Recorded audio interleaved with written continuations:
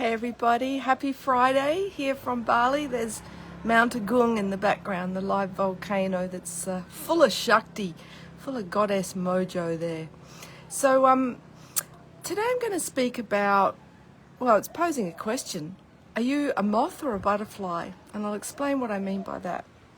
So, as we know, moths are attracted to the light, but they're attracted to artificial light, and it kills them.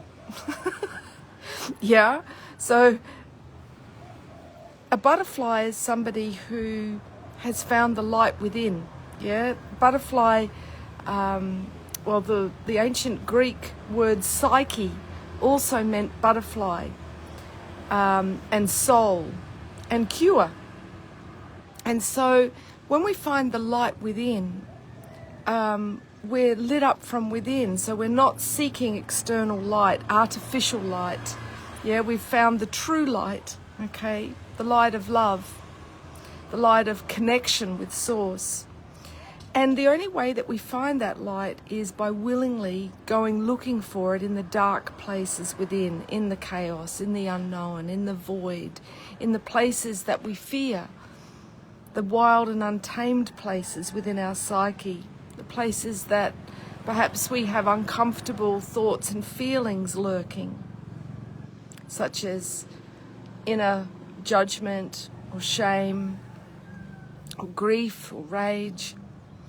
And so the irony is we have to go into the dark to find the light. The darkness births the light. Okay. So we're living in a time when we're seeing a lot of artifice, a lot of artificial plants, artificial intelligence, and artificial light. Yeah, most people spend a lot of their time on a screen, which is artificial, the black screen. And the more that we seek connection in an artificial way, the unhappier the soul is. And what I've noticed in this last week, I've noticed a lot of addiction around me. I met a man who was lovely, had a big heart, he was a multi-millionaire, and surprisingly enough didn't worship money. He was kind, he was generous with everybody that he met.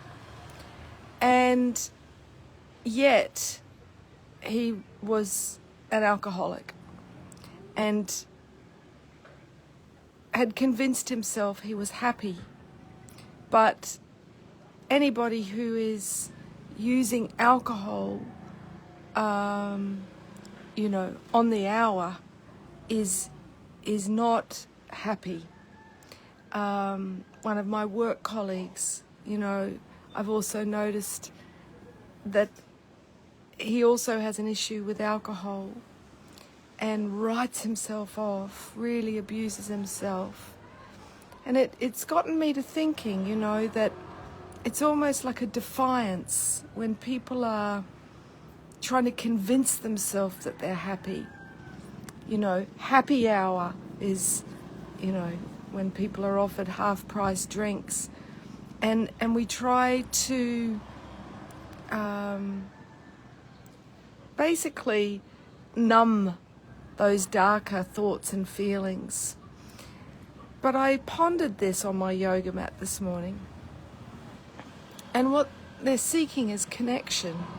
My friend who I work with, he goes to the pub, as we call it in Australia, or the bar, for community, just like animals gather around a watering hole. It's for connection.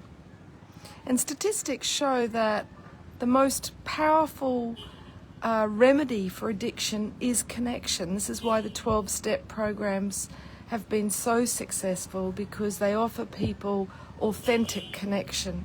And having facilitated sharing circles, I know, how much this supports the nervous system, the psychological state that we have, and our emotions, how it regulates our emotions when we have a space where we feel safe enough to be truly ourselves, to let our inner self be heard and seen. and not be judged. Yeah, be honored, be listened to, be validated, be recognized, be understood. You know, we're really quite simple creatures, and our needs are simple. And when we don't get those needs, we try to compensate, just like a baby would reach for a bottle or a breast. You know, people reach for a cigarette or alcohol. Yeah, it's an oral fixation to say, hey, I need nurturance, I need psycho-emotional support. So how do we become a butterfly? Well, it's kind of like the Eric Carle book, The Hungry Little Caterpillar. We have to recognize where we are trying to fill the void with desires. Yeah. Because all of the desires of the physical world, the things that feel wonderful through our senses, taste, touch, smell, hearing, and sight, they are transient, and they only feel good so long as we're doing them. And this is what creates, you know, dependencies on substances. It's like as soon as you stop doing it, then you're feeling what's sitting underneath. And the sacral, the emotional center, this is in our belly, in our lower back, in our energy field, and this is where the inner child sits. We are the ones that are responsible for caretaking our inner child. And for 11 years, I did a daily lunar blog to help people develop the inner caretaker, the inner mother. And this is, in astrology, the function of the moon, yeah? Which rules the sign of Cancer, the archetypal mother. That is the one who caretakes our psychological and emotional needs, yeah? Whereas Taurus is the one that tends to look after our physical needs. So if our inner feminine is underdeveloped, if our inner feminine is more of a maiden than a mature woman, a queen, yeah, a mage, mother or crone, then we're someone that always goes for the quick gratification. Yeah, what looks good, what tastes good, what feels good, whether that's somebody who isn't good for us in order to get the quick validation that we're lovable and beautiful through sex, or the, you know, cakes and bickies that give us a quick endorphin rush, but afterwards leave us feeling depleted and often take us down emotionally and psychologically. So the way that we stop being the hungry caterpillar, someone who is always relentlessly, compulsively seeking pleasure in order to feel content, to feel happy, is to try going without and to feel what's sitting underneath. So you'll find if you do a fast, you know, up comes all those things you don't want to feel, particularly on day 2. Or if you unplug from devices, yeah, have a digital detox, you'll find that, you know, 6 seconds is apparently when most people need another distraction. But if you can go past that 6-second mark without plugging into a device, without looking at your phone, and instead look at yourself, yeah? Acknowledge what's true, what's present in this moment. How am I feeling? What do I need? The more that we show up and connect with ourselves, the more we can genuinely connect with others. And this particular chap I spent time with, we had a lovely soul connection, yeah?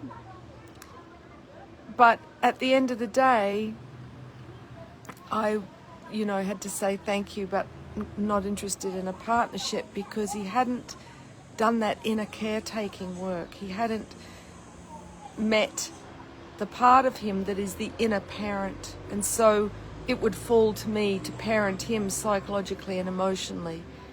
Yeah, to hold space, to be a sounding board for him to work out his psyche. And I value my time and energy too much to do that. Yeah, because we are each responsible for doing that. And, you know, it's very attractive when people are self-fulfilling. Yeah, a butterfly is so beautiful to look at. Yeah, it's found all the colours of its soul within, whereas a moth is often dark, symbolic of the dark inner landscape which hasn't been explored, hasn't been lit up with consciousness, with understanding. And that's why, you know, the journey that I'm taking audiences on in Edinburgh this year is the journey from caterpillar to soul, to butterfly, from ego to soul. It's the journey of finding our wings. And this is the path of the heroine's journey. We hear a lot about the hero's journey. Yeah, the 12 stages to become the hero that saves the world. But the heroine is the one that saves us from our saboteur, the part of us that has good intentions but doesn't have great coping strategies.